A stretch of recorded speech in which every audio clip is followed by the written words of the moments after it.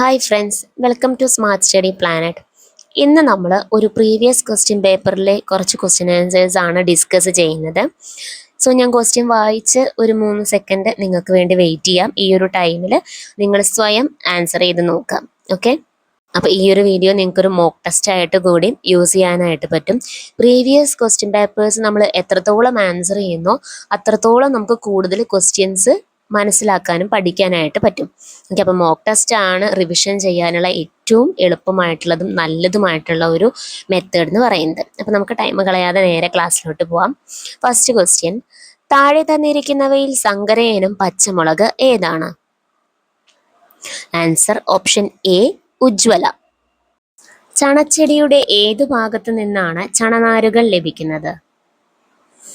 Answer option B തണ്ട്. കേരളത്തിലെ ആദ്യത്തെ റിസർവ് വനം ഏത്? Answer option A Konni.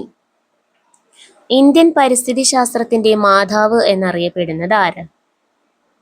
Answer option C Medha Patkar. ഹരിതഗൃഹവാതകങ്ങളിൽ ഏറ്റവും പ്രധാനപ്പെട്ട വാതകം ഏത്? Carbon dye oxide.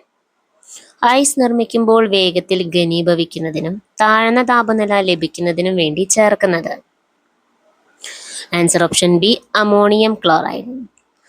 മനുഷ്യ ശരീരത്തിൽ ആഹാരം ഏത് വാതകവുമായി പ്രവർത്തിച്ചാണ് ഊർജം ഉണ്ടാകുന്നത്? Answer option D oxygen. ഒരു പദാർത്ഥത്തിന്റെ എല്ലാ ഗുണങ്ങളും നിലനിർത്തുന്ന അതിന്റെ ഏറ്റവും ചെറിയ കണിക? ആൻസർ ഓപ്ഷൻ എ തന്മാത്ര.